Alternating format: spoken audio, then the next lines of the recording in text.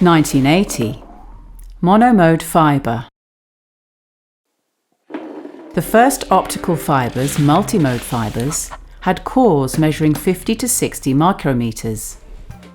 This quite large diameter incorporated multiple light paths, which caused scrambling of the transmitted signal.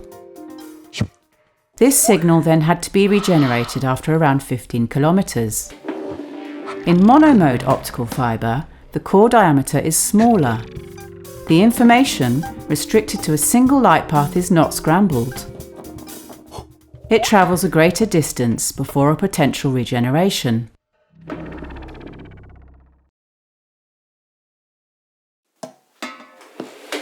(1990). The optical amplifier.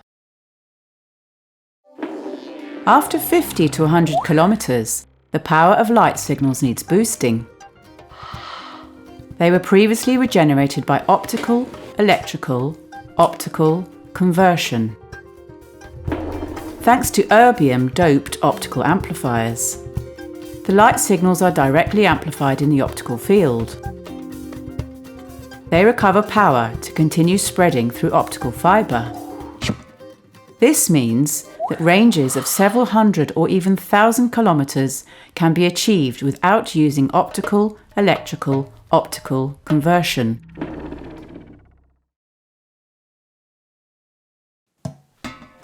(1990). Multiplexing by wavelength. To accommodate an increase in uses and therefore in the volumes of data to be carried, a new technique called multiplexing by wavelength allows more data to be carried over fibre. This consists in transmitting several signals of differing wavelengths or colours over one strand of optical fibre. These different colours, carrying communications from varied sources, are combined when they enter the fibre using a multiplexer and separated on output by a demultiplexer. To use the analogy of a train, it's like going from single-floor carriages to multi-floor carriages without changing the rails. This technology comes at a higher cost, so it is mainly used for data traffic in the main arteries of terrestrial or submarine networks which carry bandwidths of several thousand gigabytes per second. It offers the flexibility needed to optimize the network and upgrade it quickly to meet needs without changing or adding more fibre. 2000 to 2010. Error correcting codes and digital signal processing.